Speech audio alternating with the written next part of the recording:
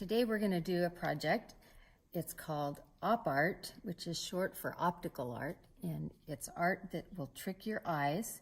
And if you look at our picture here, it looks like it's a hole in the ground or a hole in the sidewalk, and it's kind of fun to look at, and it'll be fun to create. So we'll start, I'll put this aside, we'll start with a white paper. You can use any paper that you have at home, and we'll start with a eraser and a pencil if you have those. And we're going to start by making a rectangle, which is almost like a square, just a little bit elongated. So we're going to draw. And it doesn't have to be perfect, but as straight as you can make the lines. We're not going to use a ruler because we're going to be using marker or crayon. It's kind of hard. So we're going to start with the square or rectangle, and then we're going to start at the top corner and we're going to draw across and make a diagonal line to the other corner. And then after that, we're going to make almost like a little miniature square here. And draw a line across, and we're going to make a few lines. We want it to be an even number, so we're going to go for 6 lines. So we've got 3 right here, 4, go to the diagonal, and then we'll go straight down, go across, and it says 5, across and down, and one more, 6, across and down. And we'll count to make sure we have 6. 1, 2, 3, 4, 5, 6. Okay, we're good. Okay, next we're gonna take a marker. If you have a regular marker or a permanent marker, you can use those.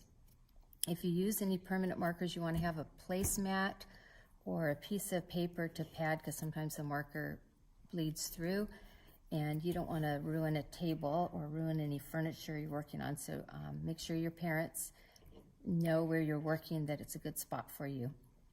And if you don't have a marker, you can do it in a dark color crayon, or you could just do it in pencil.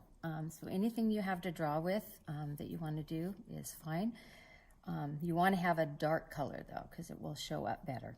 So we're going to go ahead and we're going to outline. I like drawing the lines towards me because it makes it a little bit easier to make them straight. And I'm going to go nice and slow so I can make it as accurate as possible.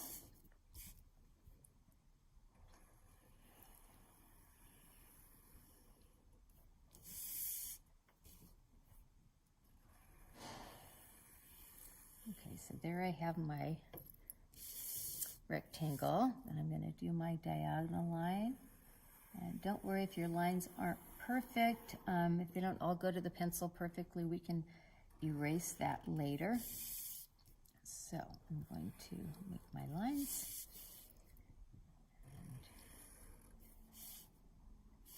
And I'm going to keep drawing them towards me. I think that makes it a little bit easier. This one here.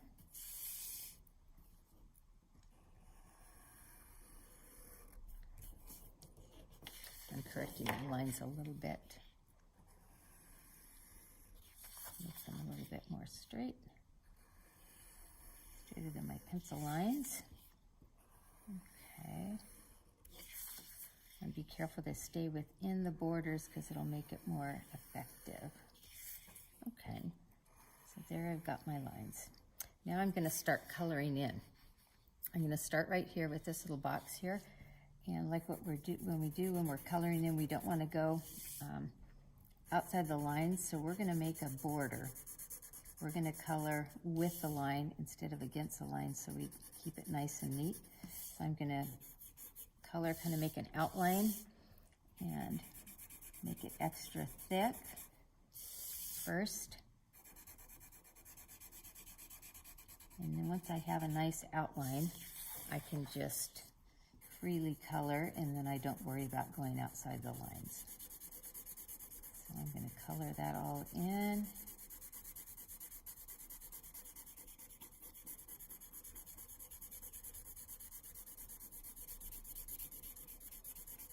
no white showing. It's all clean. That looks pretty good. Okay, now I'm going to skip this section here and I'm going to go to the next section. So I'm going to go to these lines here. I'm going to make my nice big outline. When you're using the marker, if you'll remember, if we use this side, we can make a fatter line. If I color straight up and down, it's going to be a skinny line. It's going to take a long time to color. If I use this side and just put it at an angle, I'm going to get the coloring done a little bit faster, and it's going to make it go a little bit neater as well. So I'm going to give myself some good borders all the way around. So I stay nicely within the lines.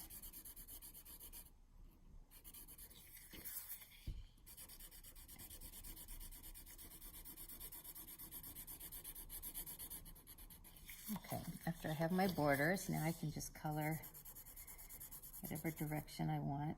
If I want to create a pattern, I can do that. If I'm using crayons or something, I can color all the same direction if I want, which might make it a little bit neater.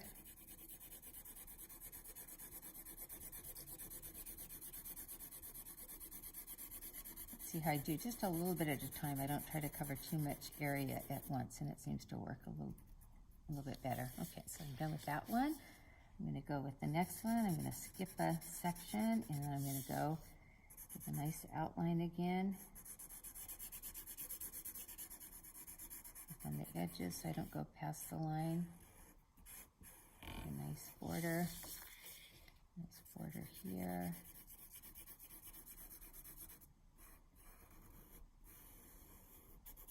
A little bit at a time. If I want to color this whole section first before I go to the other section, I can do that. So I think I'll do that just to give us a little variety in how we color. Okay, so now I'm going to color the downward part. I'm going to get some nice borders. Remember, I'm coloring with the line, not against the line, so that I can stay within the area. Keep it nice and neat.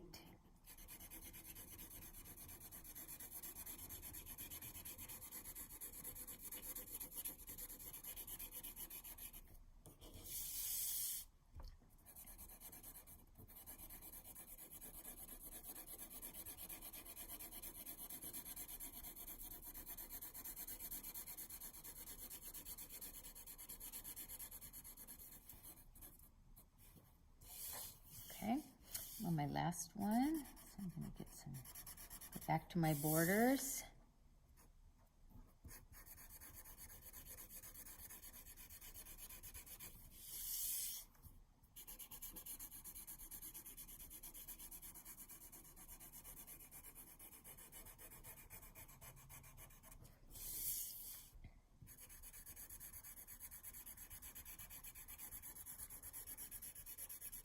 Once I have my borders done, if you happen to have a thicker pen, I've got a thicker pen here. Here's a fine point and here's a little bit bigger. It might just cover the ground a little bit faster. So if you have different size markers and you want to use the thicker one, and it makes it go quite a bit faster, you can tell. But I'll probably still use the small marker to make my initial line so that I keep it nice and neat. So I'm going to give it that nice border.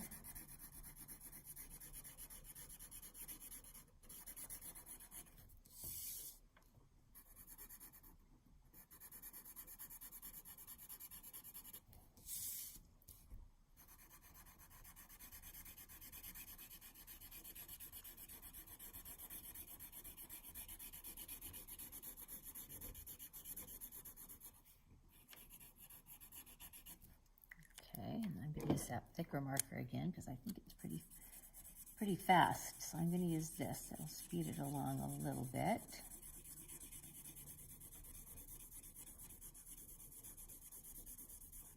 Okay, almost done here. So I'm going to look and see if there's anything that I need to fill in. Looks like it's pretty filled in pretty well. I think I'll neaten this line up just a tad. Okay. All right, if I used marker, it might not work as well as crayon. I can see where I didn't go on the pencil line, so I might want to clean up a little bit of my extra pencil after the marker's dry. So I'm getting rid of some of that, those extra lines. And get that a little cleaned up. Okay, that looks good. Now, if I want to, this is an option or something you can do if you would like to create a little bit more of a shadow and a little bit more dimension. I'm going to do some shading just on this half, and it's gonna, I can take a pencil or I can take a lighter crayon if I'm using crayon, but I'm gonna just shade in some pencil, just create a little bit of a shadow here on this side of my diagonal lines. So I'm gonna do that, and that's gonna create a little bit more drama in my pictures, so it will be a little bit more dramatic for a shadow.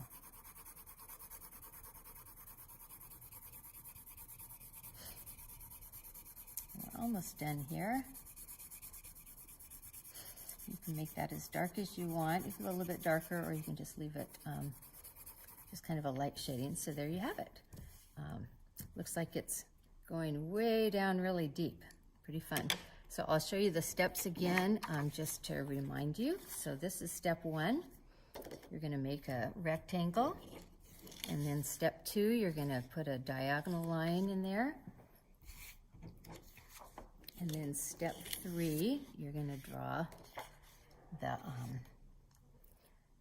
remember we have 1, 2, 3, 4, 5, 6. We just want to make sure, if you want to do 8, it's okay. You want to have an even number. And then we'll start coloring in each little stripe. And then you'll be all done, and it will look like this in the end. So have fun. I hope you have a good time doing this. If you want to do one in black and white, you can do one in purple and white. You can do variations or make it darker if you want to make it bigger. Have fun and enjoy doing it.